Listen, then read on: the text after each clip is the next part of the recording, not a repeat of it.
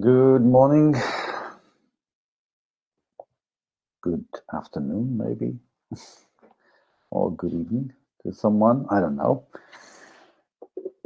Hello, everyone. Hello to everyone, each and every one of you. Seems that it's cold, but it isn't. It's just my jacket.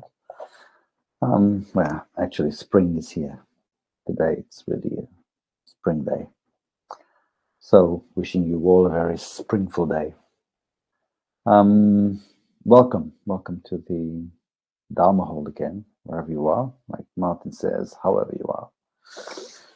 Nice to see you all checking in. A lot of people that I've known through these years. Okay, so another morning with Nirmala. She will be guiding us in a few minutes, seconds. Just want to greet you all, welcome you back. If you're here for the first time, feel especially welcome. We'll be here for roughly an hour. Nirmala will just speak a little about the theme for this week. As you've seen, is the art of embodied listening. So then we'll have a practice and a bit of time for Q&A. For the Q&A, as we're live streaming, and this is a different platform, for those of you who are still not familiar with it, everything goes into the chat. So if you have a question, please type question in capital letters and then write your question so that we can differentiate it.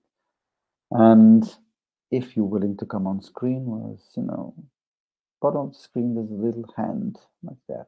Just click on your hand and I will bring you on and you can become livelier on the screen with us, especially with Nirmala, and ask your question directly. Okay, so this is for the apparatus. Last thing I want to speak is Dana, of course.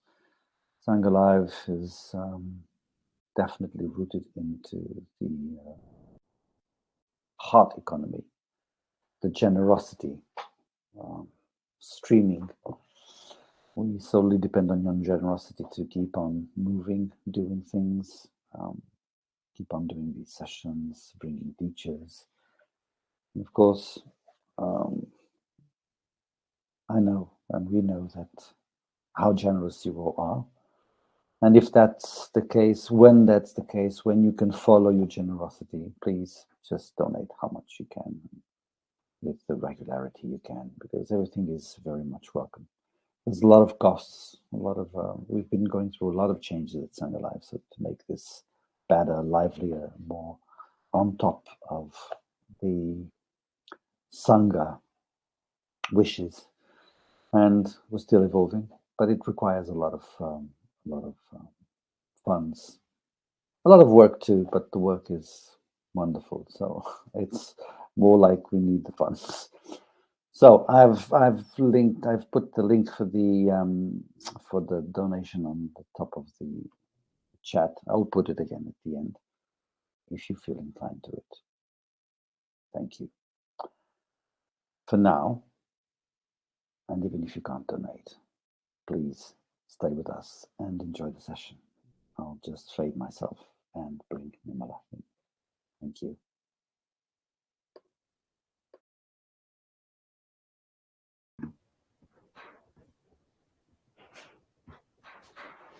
Hello, good morning, everybody. Good afternoon. Happy to be here with you again. So this week is dedicated to listening. And if you really want to explore for yourself what the gifts of listening can be and how deep and embodied listening can be, I really invite you to dedicate your day to it, like to set the intention of, okay, I want to explore listening this week and the hidden treasures of it. I go for it. There is a story in the Ramayana, an epic poem of the Hindu tradition, And it goes that Rama walks together with his friends through a forest, and that he hears a faint whisper. And he asks his friends if they can hear the whisper, and they said no. And Rama keeps walking towards that really silent whisper. And as they come closer, he and his companions, he hears his sound. The whisper whispers, Rama, Rama, Rama. And again, he asks his friends if they can hear the whisper, but they can't. So as they get closer, Rama hears that the whisper comes out of a huge boulder.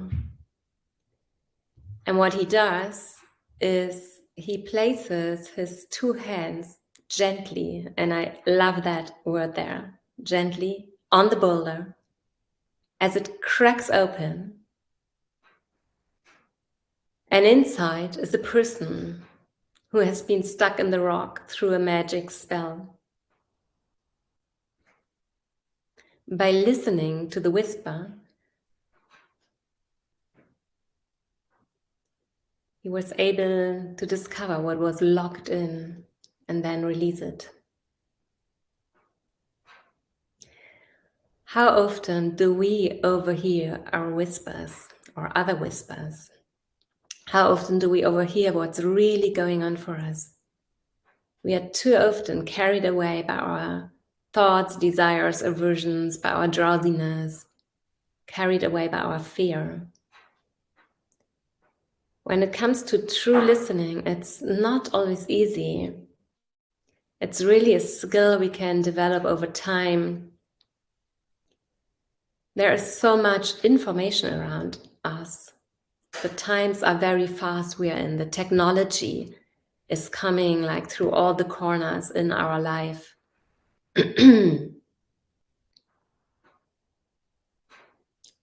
It's a gift, the technology, but at the same time, like we all can be really attentive to, and what is it taking away from me? Like how many people do you know who really know how to listen, to really embody themselves, take time for listening? Spending time in front of the screen takes away our capacity to concentrate, to be receptive and open. If we spend too much time in front of the screen, if we don't remember now to take this breath, now to listen. What about inviting listening in front of the screen? Not only when you're here, like a physical listening, just like a physical listening with the whole body. How would that be? There's so much information about around us and not so much time to process it all. Often we are emotionally not available, drawn into our to-dos. I'm just going to finish that and then I will take time to meditate and then I will pause and then I will rest. And just be honest, like how is it for you? Like we are really driven into the future, into the next moment. What's going to be there next? That's a monkey mind. We don't listen to the silent whispers. We are caught in our outer stuff a lot of the time. To truly understand what is going on below the surface, we have to close our mouth and open our minds, open our inner ears. If we spend time listening to the act of following our to-dos, that what drives us, listening to our pain, to our desire, listening without judgment, then we can discover what is hidden inside, like in the huge boulder locked up, which Rama cracked open by putting his hands gently on it. Where do you need to put your hands gently? On which pattern? to pause here and to see, hey, what's going on? What do I need? I think a good example I like to talk about is being in love. The German word of it is verliebt. So the second part of the word, it has to do with love, means love. But the first one is miss. It's like misguiding. It's like misloved. So the word already implies that it hasn't got to do with love in the first place, but that our emotions are misleading us. A lot of people might think that being in love is love, and it's not. It's showing us our deepest longings. And if it's not for being in love, you can just replace it with any other object, what you desire for. It's not about the object. What's really going on here? Pause. Ask yourself, what do I want? Could bring us into real trouble when every time we are in love with somebody, we just follow and jump on the train. No, pausing. Taking myself into the forest and go for a walk with that feeling. Becoming aware of the stickiness in the body, of the repetitive thinking, of the feelings beneath. Through silence, through deep listening, through pausing. Our meditation practice, the practice of compassion and kindness, and the deep understanding that we are not alone, that we are not separated. Everything is connected. We can dive again and again into this universal source of nourishment. And what if we really go for doing what supports our deepest longing? Maybe a more of a radical break of something. Maybe spending more time in nature, cuddling with somebody, dancing, being creative, baking a cake, involving an art, paint something. Like when I listen to myself, what is it what wants to come alive? What really wants to come alive? Do I listen to my body? Do I give it as much exercise as it needs? Do I give it the right food? How do I nourish body, mind, heart? What magic spell has locked us up in the boulder? What needs to be released?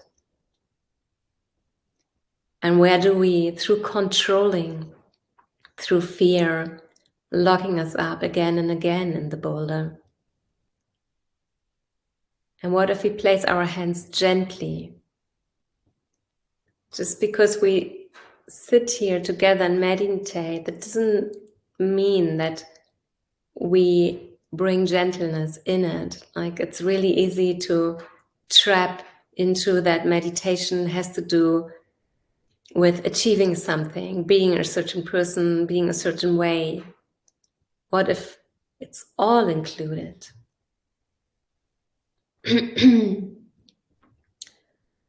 So listening requires presence. It requires from us to be truly there. It's a practice of mindfulness. When we forget to listen, we lose the connection to ourselves and to others, to life. And what we need to do for listening is we need to reconnect to our body. It's where it's all happening in the body. Sensing in, listening to the different body spaces as we did yesterday in the meditation. And there was a question yesterday, what's the difference about listening to the pelvis rather than being aware of? And I found this note from Bonnie Bainbridge Cohen. She's an amazing embodiment teacher, I think. And she says, embodiment is a direct experience with no intermediate steps of translation. Sorry, with no intermediate intermediary steps of translations. There is no guide, there is no witness. There is the fully known consciousness of the experience moment, initiated from the cells themselves. Initiated from the cells themselves. Being in our body changes the way we relate to ourselves. It changes the way we relate to others. It changes the way we relate to space, to gravity, through all of life. So that's why I emphasize this practice of embodiment here so much.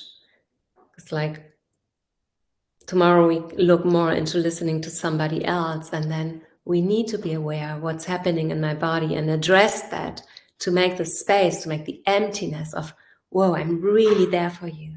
And I'm really there for me. And I'm allowing the capacity to enter myself, to get transmissive, to let things flow through, rather than getting tied there. So we could dive in that together and get relaxed, maybe. Relaxation is really a great tool for being able to listen. And make yourself as comfortable as you can be while sitting or laying down. I encourage actually laying down today, if that could be an option for you. Otherwise, absolutely fine to sit, to stand, to walk even.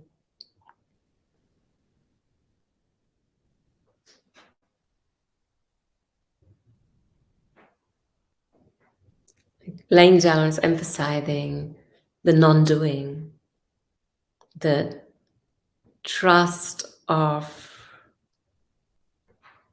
mystery, in mystery maybe, that something can come through even without me having to do anything, not having to hold anything. So as you get comfortable laying or sitting, standing on the earth, and you have the sense that you're very agitated today, a lot of is going on, maybe you want to open your eyes and just look at something which is nice, which is something you like, which softens your eyes a little bit when you look at it. Maybe look out of the window. You could also bring your fingertips below the collarbones here and push a little bit in your body. And if you feel you really could need a lot of holding today, you could place one hand on your heart area and one hand in your neck, and really try that for most of the time, maybe when we're meditating here together. Need some time to arrive, to sink in the body, and then it can be really clear, present holding. And allowing your body to relax into the earth. And maybe relaxing is not an option, so feel into the earth, sink. Allowing your head to sink into the ground, and the forehead and the eyebrows and the back of your eyes could sink into the back of the head, down to earth.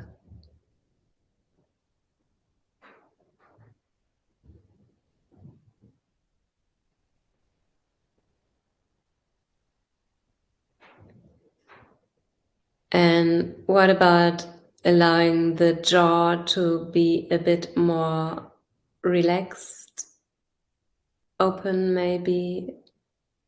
The roots of the teeth could let it go. the whole jaw becoming more soft.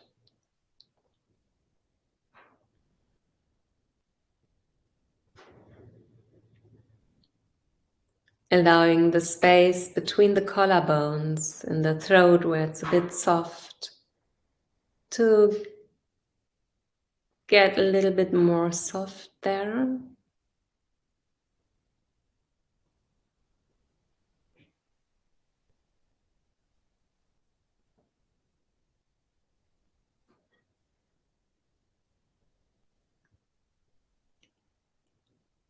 Allowing the shoulders to drop down even more so the skin around the shoulders can melt.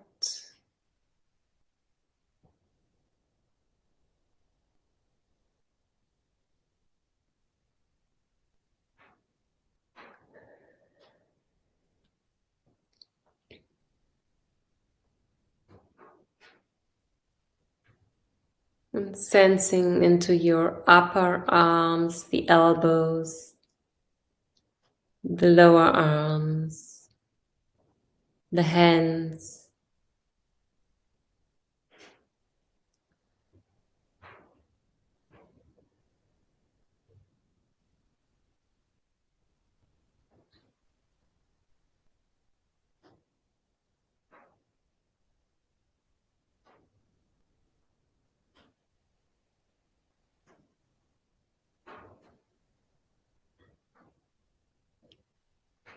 Dropping down the chest bone through and into the space between your shoulder blades.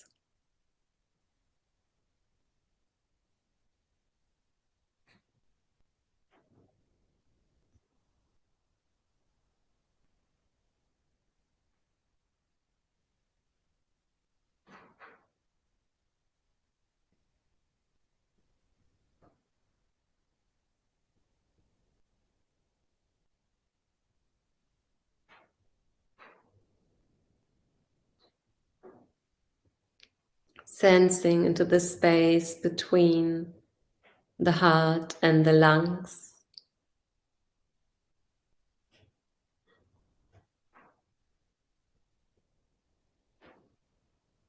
Just dropping down this area a bit more into the ground.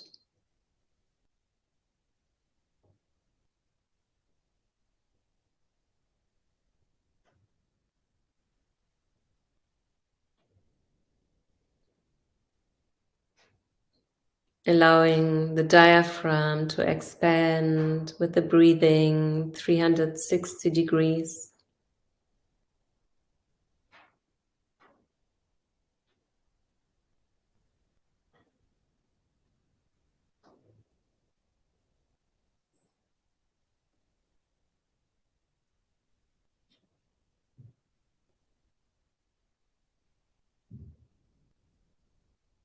And allowing the space around the diaphragm to release the liver,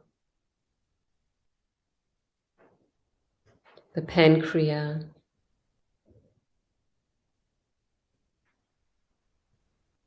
the spleen.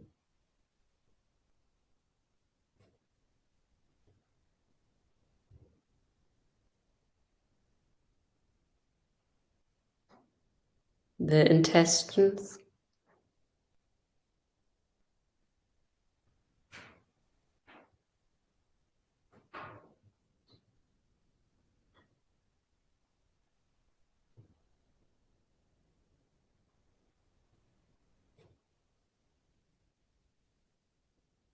allowing the pelvis to sink, to drop down, get heavy, heavy, heavy, heavy.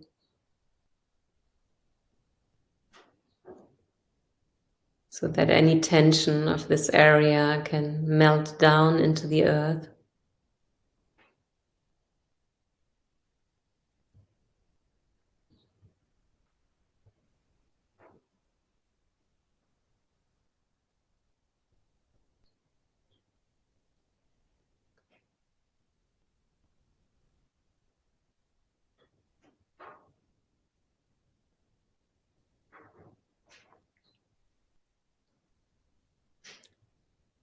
allowing the front of your thighs to drop through the back towards the earth.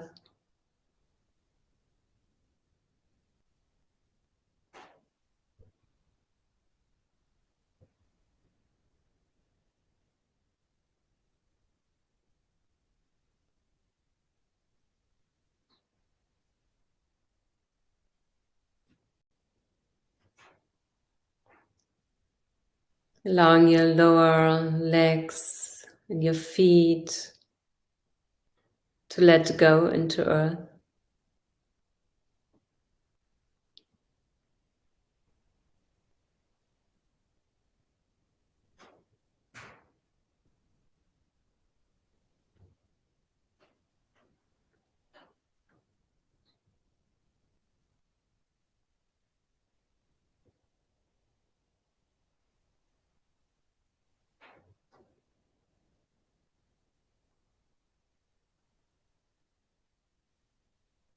And listening to the body as a whole.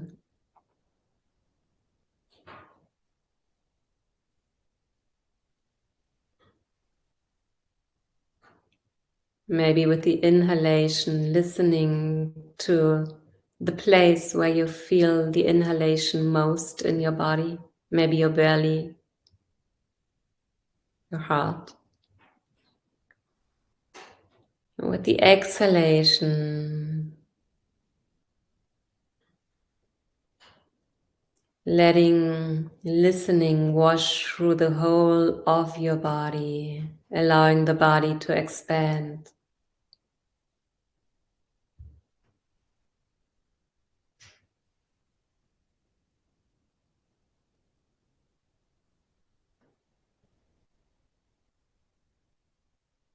With the inhalation, listening to the breath in your body, to the movement of breath in your body. With the exhalation, listening to the body as a whole, as it is maybe expanding a bit, getting a bit more transparent, wide open.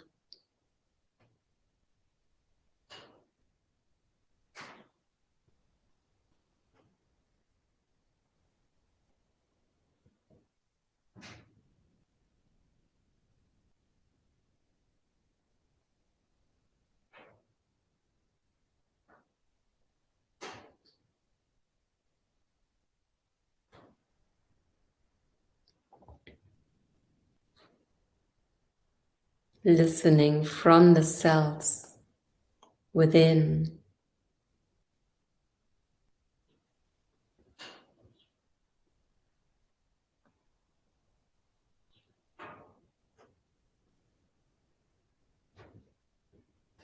With the inhalation, being aware of the movement of the breath traveling through your body, traveling in different body spaces.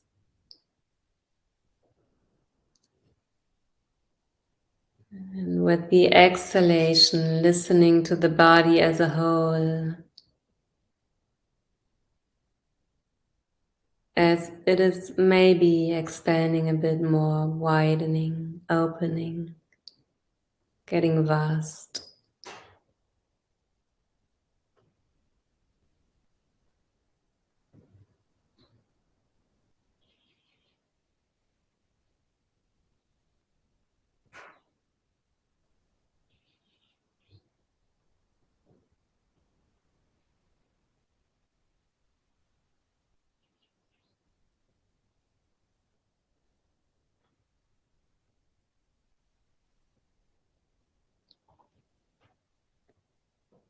The inhalation, listening to the journey of breath, entering your body, moving through your body, opening your body.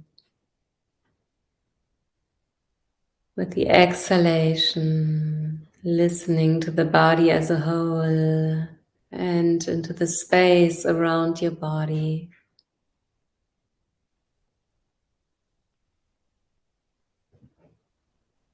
As with every exhalation, the body maybe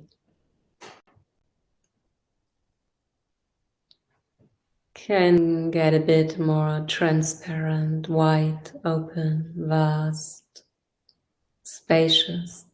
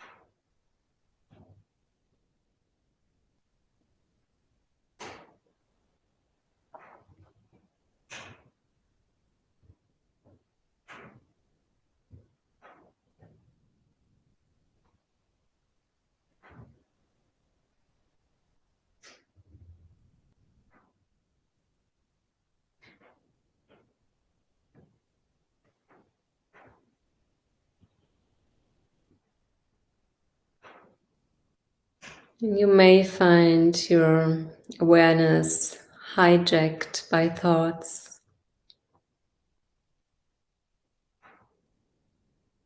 What about dropping down towards the earth even more, becoming heavy, heavy, rooted,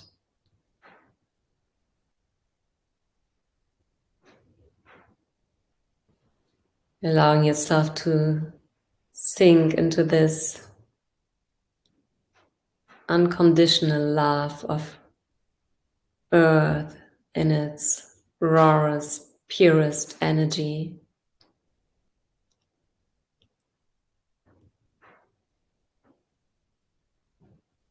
Of caring, of trust, safety.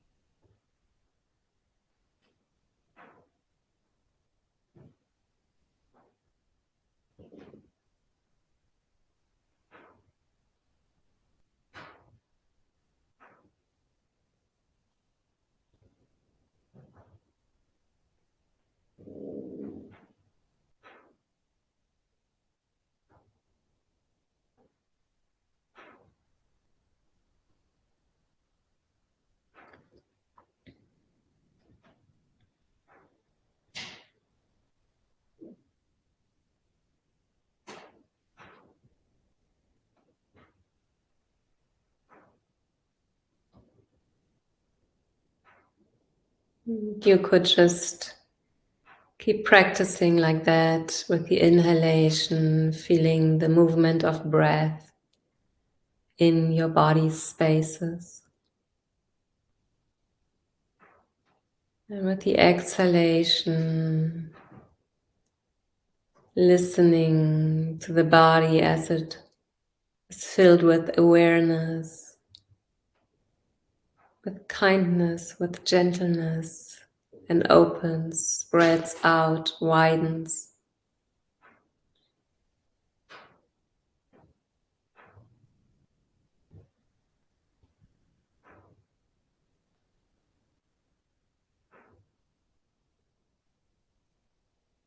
And maybe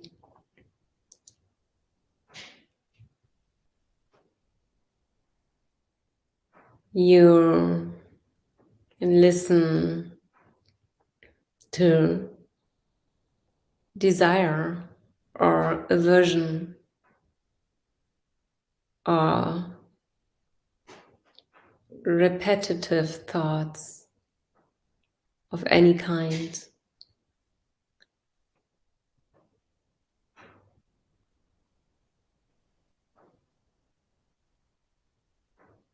Maybe there is anger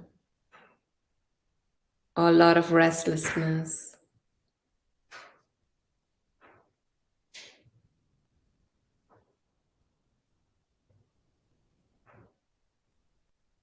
Numbness.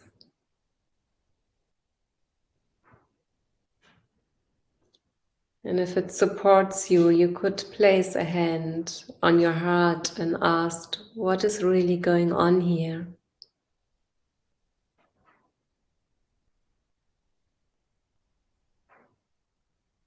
What is really going on here?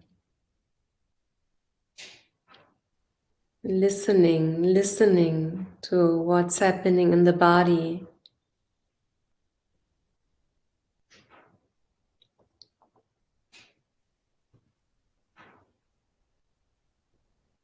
Maybe there is a story which is repeating itself again and again.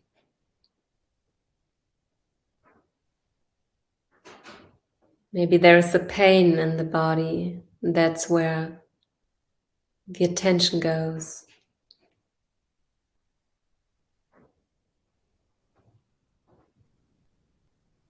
What about reaching you the question, reaching you a hand of listening? What is really going on for me? What do I really need?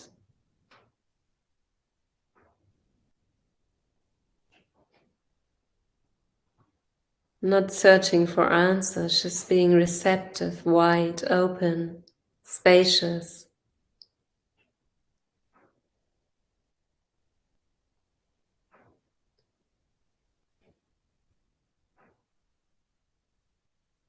Or at least willing to listen.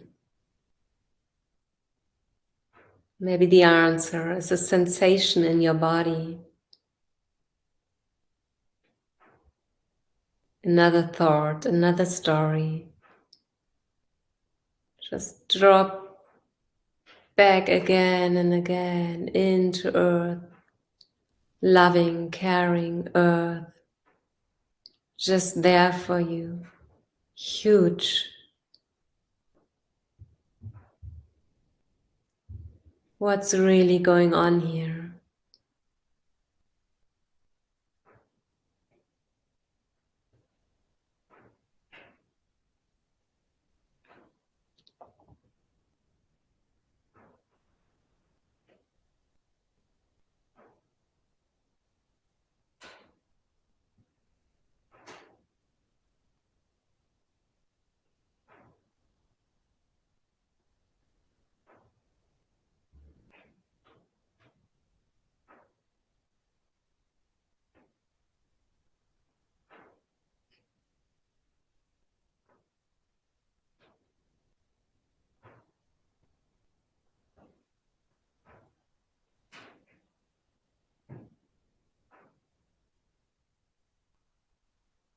And listen, what do I need?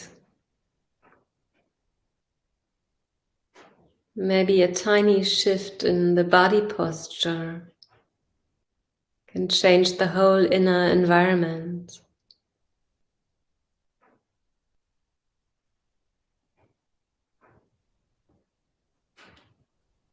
Maybe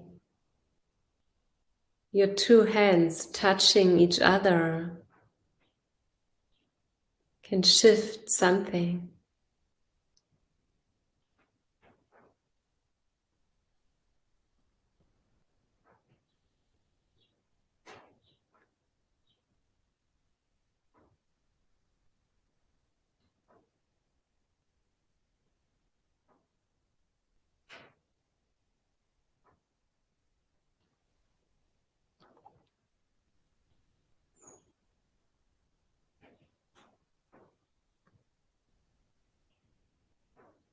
And if you're struggling, what about not doing it alone? Imagining someone, something next to you, which is there with universal, unconditional love and care.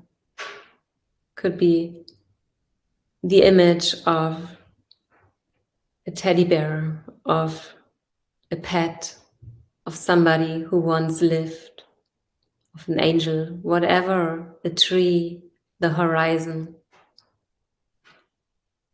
whatever connects you to something which is bigger than you.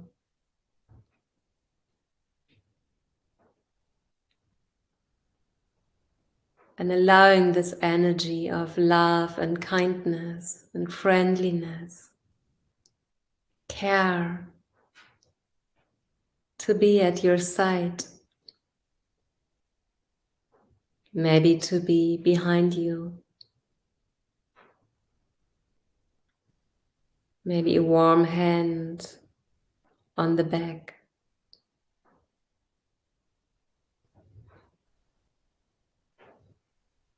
Taking in this energy of friendliness, of kindness, of okayness, bathing in it.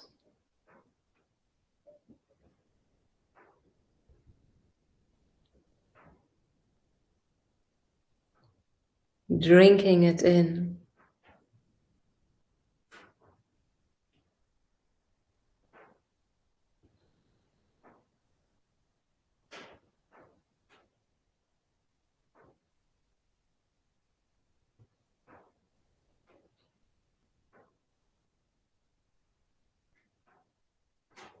Opening up to it with the pain, with the tightness, with irritation, with joy, excitement, opening up.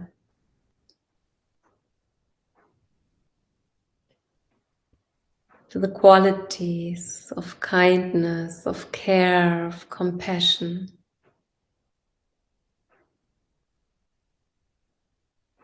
of being seen just as you are. Just as you are, not having to be different in any way.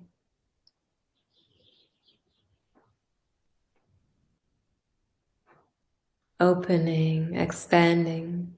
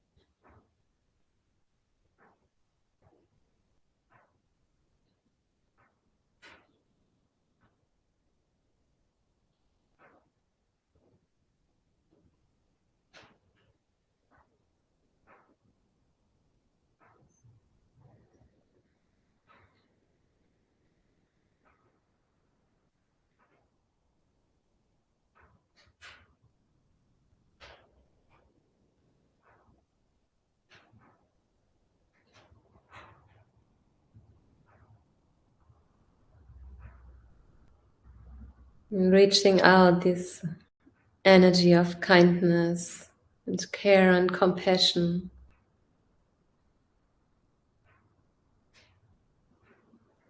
to other beings. Maybe to one being which is special for you today, to the world, to the pain of the world.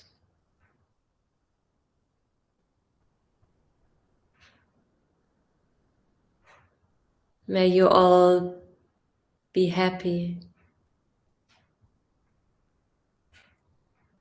May you all be free of suffering.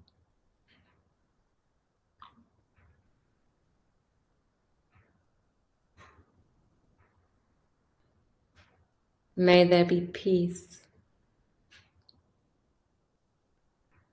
May there be peace on earth.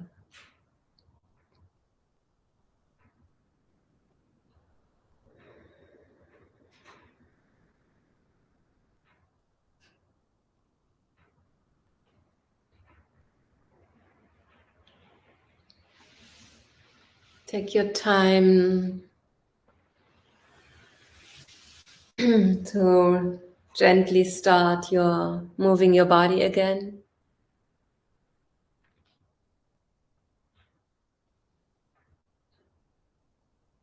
Listening to what do I need now?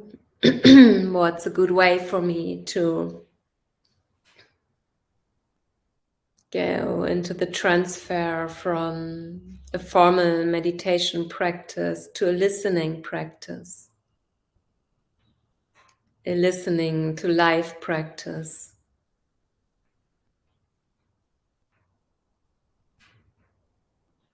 What about when you hear my voice, listening to the space between the words and behind the words and in the words? When you move your body, listening to the space you're moving your body in.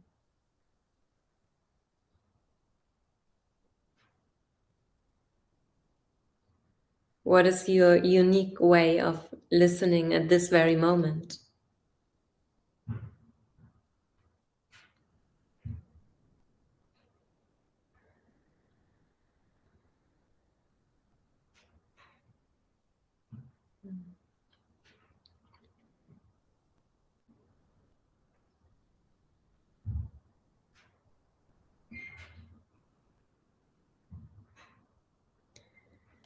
So if you come back to the screen, you could type a question in the chat.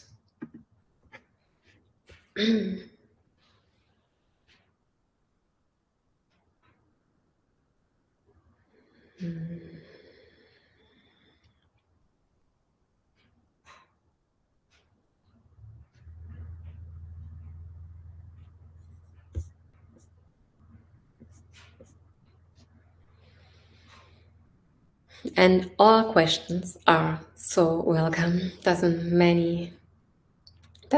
matter what issues you're touching with your question. If it's from the practice here, if it's a spiritual question or really down to earth, so much connected to chaotic, vibrant life question.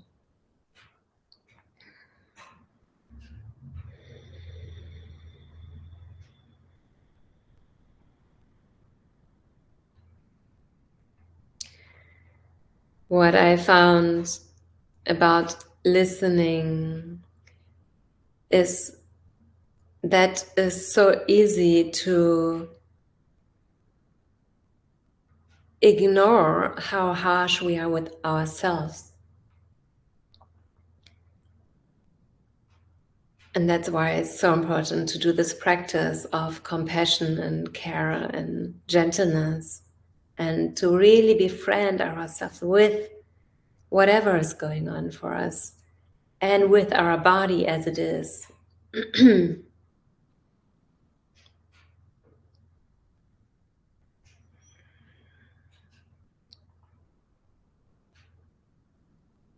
So I see a question here. Thank you so much. From Kevin, I assume it's your name. And the question is how to listen when one has tinnitus.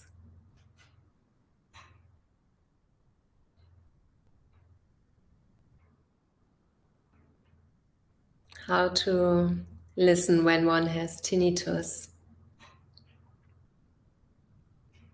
Brings another question to me at the first place, actually. And the question is how to listen when one has pain. How to listen when one has cancer. How to listen when one is suffering. How to listen when we are with anger and fire.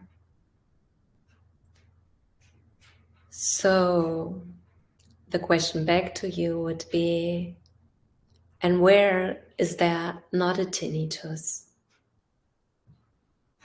And you have my full compassion because I know it can be a really, really hard thing to walk and sit and sleep and do all the daily life stuff with a tinnitus. And so maybe this would be like the first thing to really say, oh yeah, and this is so hard, and really take time to grieve. And where is there not a tinnitus? Where is there lightness? Maybe in your tiny little finger? Maybe in your pelvis? What are the sensations in the middle of your pelvis, in the middle of your heart? If you go there, this is a listening. This is a deep embodied listening.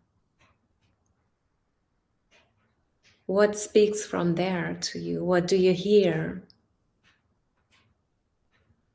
And then it might be that old stories come, that thoughts come you have thought many times before. Then more pain comes, grief. And again, listen. Listen to the needs, to the deepest longing there. What do you want? And that is maybe kindness, maybe ease, relief from suffering. And then one way could be, as we did in the meditation, which wasn't like the main focus of the meditation, but you can make it as your main focus. And it's an amazing practice to not do it alone, to visualize somebody, and it can be a person you know in this life, can be a person who has been alive, can be a whole fantasy person, like Spider-Man or whoever, like Jesus. And just like walk with this person. Like I do this in walking meditation a lot, actually, having this image of somebody, of the quality of, for me, it's heavy duty nature, roots, big trees, mountains. There's something I feel like, oh, there's some expansion happening. And having this, and maybe very silent, and it's not a big expansion, maybe it's very quiet. Walking at your side, giving your hand, not doing it alone, and staying connected to your deepest longing, really stay connected to it.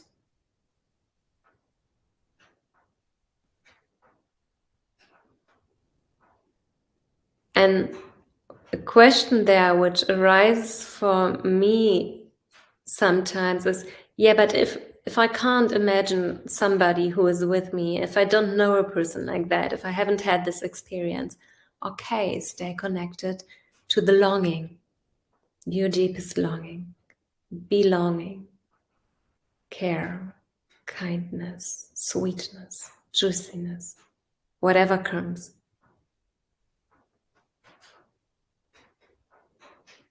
Belonging, connection, love. And go with this through life. See where do you meet this.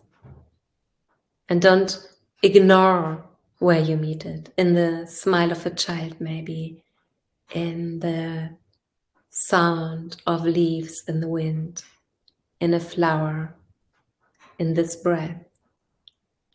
Where we put our attention on, that grows wider and bigger, and that becomes stronger and more in our life.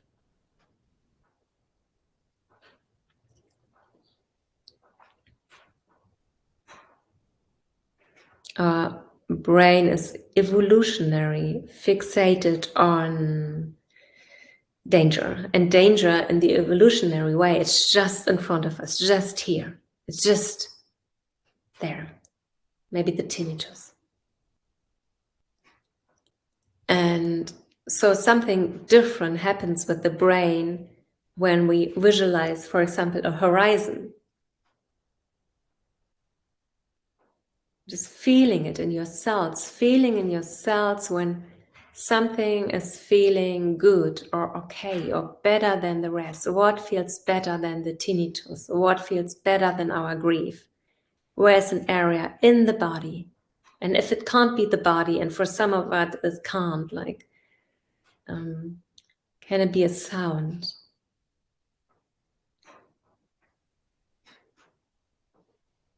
Can it be an object which I see where my attention lands softly on?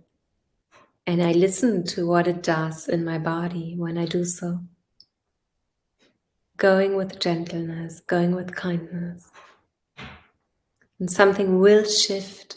Something will shift. I remember the story, I think I told it here before, from Jack Cornfield. He told it was a student of him who told this like it was her story when she was a child having a really hard and difficult childhood. She would go in the night to the kitchen and to the fridge and get herself cheese and bread, and then she would feed herself with the cheese and the bread, imagining that another hand would feed her.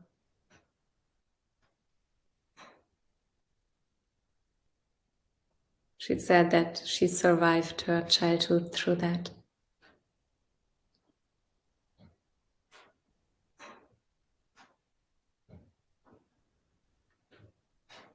Allowing creativity to come through. Being less fixated on what we think, what we need, what we think, how our day should look like, how we should look like. I have this card in my bathroom. There are different women in different shapes on it in a bikini, and it says on the top, how to get a bikini body. And the answer is, put a bikini on your body.